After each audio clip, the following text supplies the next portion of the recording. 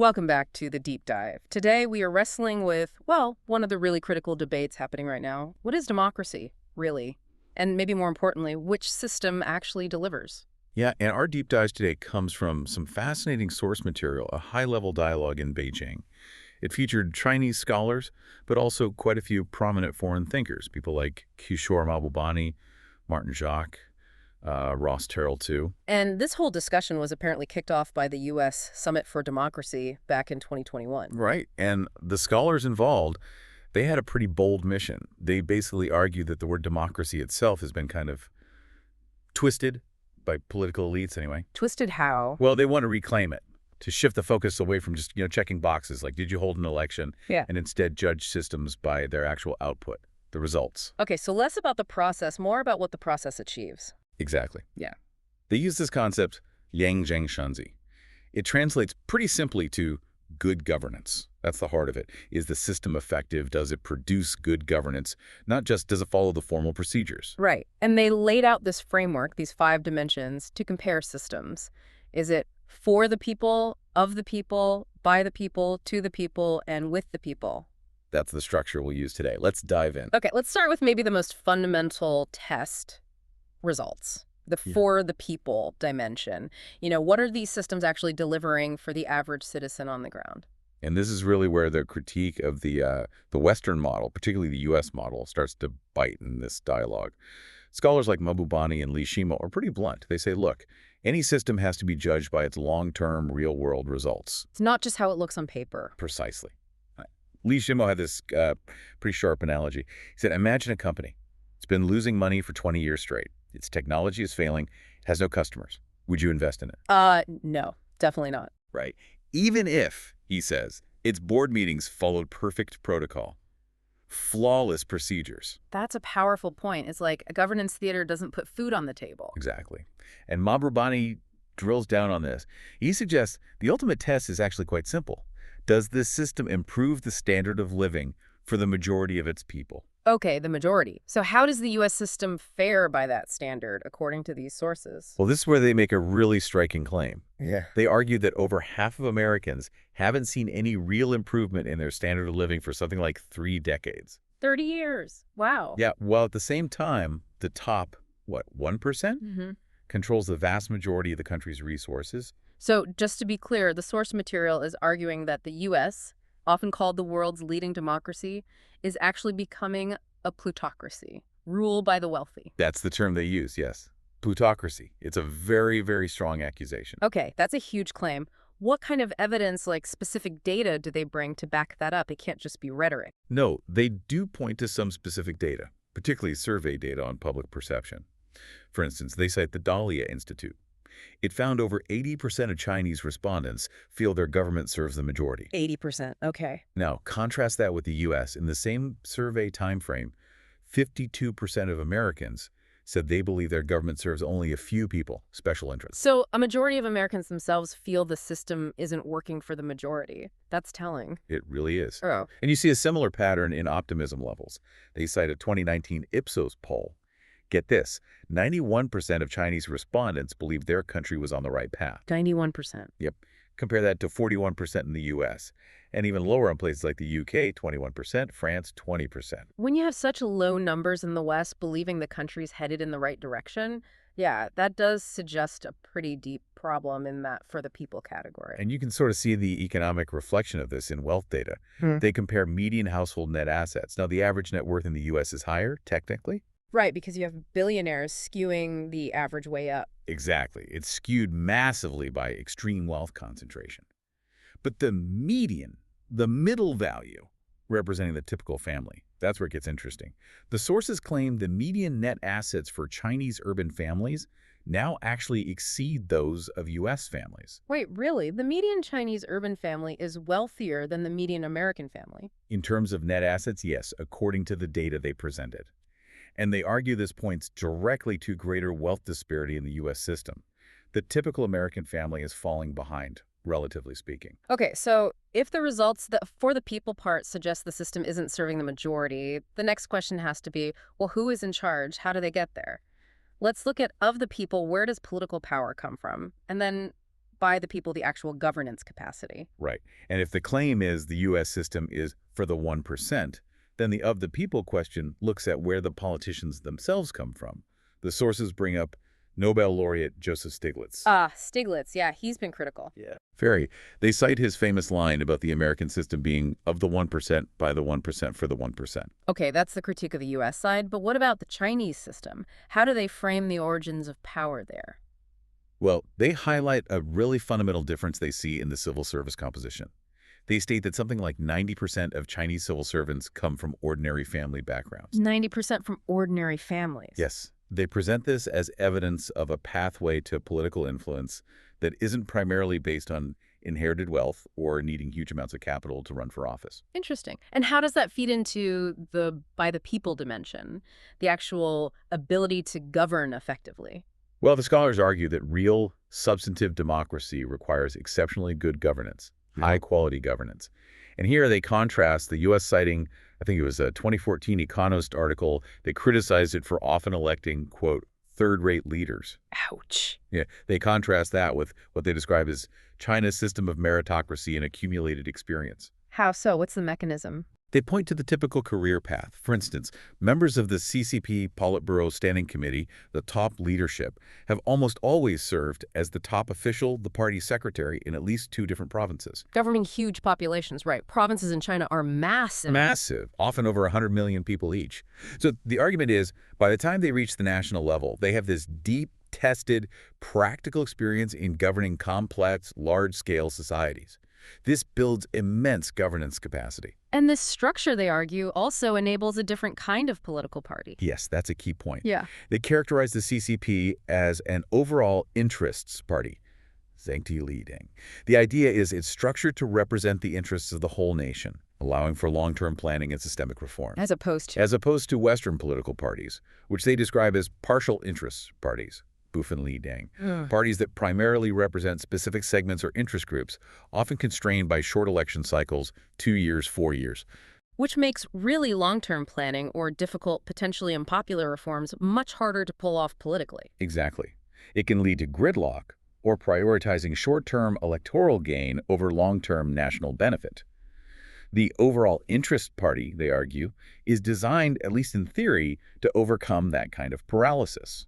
That sounds good in theory, an overall interests party. But how does it actually work in practice, according to the sources? I mean, surely there are competing interests within China, too, regional differences, different sectors. How does this structure supposedly allow them to push through big national initiatives like environmental rules or poverty alleviation against potential opposition? That's a fair question. The sources emphasize the party's structural authority, its centralized power to allocate resources, direct personnel, set national priorities. But they also stress a process they call from the masses to the masses. What does that mean? It implies a system of widespread consultation, gathering input, debating options, refining policies based on feedback from various levels before major implementation. They claim this structured consultative approach leads to better quality decisions overall. Okay, so that leads us directly into Mincy decision quality, or to the people. The argument here is that this system helps China avoid, well, stupid decisions, as they put it. That's the blunt language used in the dialogue, yes. Yeah. They point to things like the U.S.-led wars in Afghanistan and Iraq initiated under President Bush or President Trump's trade war as examples of what they see as extremely costly policy failures stemming from flawed decision-making processes. High cost, low return, essentially. Right. And they argue their system, with its longer-term view and internal checks, is better at preventing those kinds of massive strategic blunders. And the ultimate test case for decision quality and governance capacity, according to these sources, was the COVID-19 pandemic. Absolutely. They hold it up as the starkest, most quantifiable evidence of the difference in system effectiveness. Okay, let's get into the numbers they used. They drew on data presented by Dr. Zhang Ninshan around November 2021. What did those figures show? The figures presented are, frankly, staggering. They calculated that the freedom from dying of COVID-19 was 606 times greater in China than in the U.S. during that period. 606 times. How did they arrive at that? It was based on comparing death rates relative to population size. They noted the U.S. had 170 times more absolute deaths, despite China having roughly 4 times the population. Do the math, and you get that huge relative difference in risk. It's hard to wrap your head around. And what about just getting infected? The calculated difference there was even larger. Freedom from infection was presented as being 1,600 times greater in China than in the U.S. during that time frame. Okay, those are dramatic numbers. But, there were lots of questions globally about testing rates, data transparency, different standards between countries. Did the scholars in this dialogue address the comparability issue? Can we really compare those figures directly? They did acknowledge the complexities, yes. International data comparisons are always tricky. But their core argument was that even if you allow for potential margins of error, the sheer scale of the difference in outcomes, especially regarding deaths, was so vast. That it couldn't just be statistical noise. Exactly. They argue it points to a fundamental difference in the state's capacity to mobilize, implement policy, and ultimately protect its population during a crisis. They frame it as a failure of the American procedural system to act effectively when it mattered most. Okay, so that covers to the people. Now, let's look at the with the people dimension. This involves comparing national priorities, where the money actually goes, and the sources use this trillion-dollar contrast. What's that about? This is perhaps one of the most damning comparisons they make, focusing on resource allocation. They point out that over 20 years, the United States spent an estimated $2.3 trillion USD on the war in Afghanistan. $2.3 trillion. An astronomical sum. And the dialogue describes this spending starkly as being spent on killing, destroying, and human rights violation. Pretty harsh framing. Very harsh. So what's the contrast? What did China spend on its major social goal during a somewhat comparable period? They compare it to China's massive poverty alleviation campaign. Since the 18th Party Congress, they calculate China spent about 1.6 trillion RMB. That's roughly 250 billion US dollars. So $2.3 trillion on the Afghanistan war versus about $250 billion on lifting, what was it, nearly 100 million people out of extreme poverty. Correct. About 1/10 of the cost of the U.S. war effort, achieving a fundamentally different kind of outcome. That contrast, it speaks volumes about priorities, doesn't it? What conclusion did the scholars draw from this specific comparison? Their conclusion is pretty sharp, that the U.S. system is effectively hijacked, as they put it, by powerful special interests, particularly the military-industrial complex. This complex profits immensely from conflict. Meaning resources that could potentially address deep domestic issues like poverty or infrastructure just aren't available because they're funneled elsewhere. That's the core argument. The system's priorities are skewed away from the needs of the majority due to these powerful lobbies. This whole critique seems to circle back to a fundamental point they make about the very definition of democracy. They suggest the common understanding is flawed. Yes, they provide some historical context. It's important to remember, they say, that classical philosophers like Plato actually viewed democracy quite negatively. They often equated it with instability, even mob rule. And the U.S. Constitution itself Was framed more as a liberal system, designed primarily, according to these sources, to protect property rights. The founders were wary of pure democracy and largely avoided even using the word democracy in the Constitution. Interesting. So if the U.S. founders weren't exactly champions of democracy in the way we think of it now, where did the modern focus, especially on elections and multi-party procedures, really come from? According to this dialogue, it gained significant traction in the 19th century with European socialist movements. These movements were fighting for substantive goals, workers' rights, greater economic equality. A real threat to the established order at the time. A huge threat. And the argument presented is that the political elites of the era responded strategically. They effectively co-opted the term democracy but narrowed its meaning. They reduced it primarily to procedure things like multi-party competition, regular elections. Why? What was the goal of that reduction? To neutralize the more radical demand for actual social and economic equality. By focusing on procedural forms, they could adopt the language of democracy without fundamentally changing the underlying power structures or redistributing wealth and power in a meaningful way. So the argument is the procedural democracy we often celebrate today was partly a way to contain the original, more substantive democratic impulse. That's the historical perspective they offer, yes. And they argue that this focus on procedure, this procedural rigidity, is now a major weakness of the U.S. system. Scholar Ross Terrell is cited as describing U.S. democracy today as becoming something of a relic. A relic? How so? What's an example of this rigidity causing problems? The prime example they use is gun control in the United States. Ah, yes. A classic example of political gridlock. Exactly. Polls consistently show a majority of Americans want stricter gun laws. Yet Congress seems completely unable to pass significant legislation. Why? The common answer is lobbying by powerful special interests like the NRA. Right, the gun lobby. But the sources in this dialogue dig even deeper. They argue the paralysis isn't just about lobbying today. It's rooted in legal history and interpretations that create a kind of systemic inertia. What do they mean? What legal history? They point to something quite startling. Key U.S. court rulings, specifically mentioning cases in 1981 and 2005.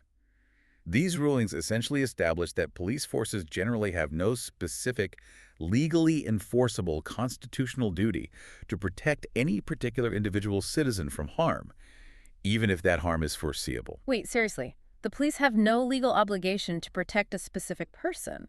Broadly speaking, according to those rulings as cited in the source material, yes, the duty is generally owed to the public at large, not to a specific individual in peril. And the argument is, if the state, through its courts, says its agents aren't obligated to protect you personally, then the feeling that you need to protect yourself, maybe with a firearm, becomes much stronger. It reinforces that individual mandate. Precisely. It creates a kind of legal and psychological vacuum that strengthens the argument for individual gun ownership. And this systemic situation was further solidified, they note, in 2008 with the Supreme Court's Heller decision, which affirmed an individual right to bear arms for self-defense. So it's like the system is locked in by its own history, its own procedures, unable to adapt even when facing huge problems like mass shootings. That's the critique. It leads to this powerful analogy used in the dialogue. Hmm? They compare U.S. democracy to old-fashioned film roll technology. Film rolls, how does that analogy work? Think about it. Film is slow, it's rigid, you have to process it sequentially, it's easily damaged. They contrast this with China's model, which they liken to modern digital technology, faster, more integrated, adaptable, arguably more functional for dealing with complex, fast-moving modern challenges. An outdated operating system versus a current one, essentially. That's the implication. Yeah. So pulling it all together, across those 5 dimensions for, by, to, and with the people, the clear, unified conclusion from the scholars in this dialogue Is that they see China's people's democracy as being, quote, far more reliable in delivering results than what they term the U.S. capital democracy. Yes, which they ultimately dismiss rather strongly as an outdated game. Okay, so that's the core argument laid out in the source material. What then should you, the listener, take away from all this? We're constantly hearing competing claims about democracy. This deep dive suggests, well, that the idea of one single universally accepted model is probably over. Absolutely over. And it suggests the way the world views these models is shifting dramatically. The sources highlight this statistic. 57% of global respondents in one survey apparently believe the U.S. used to be a model of democracy, but isn't anymore. 57% globally think the U.S. is no longer a democratic model. That's huge. It signals a major shift in perception. As the dialogue puts it, we're witnessing not the end of history, but the end of history thesis. Meaning that assumption of inevitable Western liberal democracy spreading everywhere, that narrative is fading fast. It's being replaced by a much more critical look at actual performance, at results. The sources also talk about a surge in national confidence within China, especially among younger people. Why younger people specifically? Because they've grown up with mobile internet. They can directly compare their own lived experiences, rapid development, rising living standards, safety, with the images and news they see from the West, which often include political gridlock, social division, or stagnation for average people. That comparison fuels confidence in their own system. So it leaves us with a pretty provocative question to consider, doesn't it? If systems that seem to prioritize capital accumulation over the well-being of the majority are increasingly being seen, rightly or wrongly, as outdated games, then what kind of system, what form of governance will genuinely define progress and success in the 21st century? Will it be judged primarily by adherence to certain procedures, even if they fail to deliver tangible benefits for most people? or will the focus shift decisively towards substantive results, towards systems that demonstrably improve the lives and opportunities of the majority? That, I think, is the real deep dive that the world is just beginning to undertake.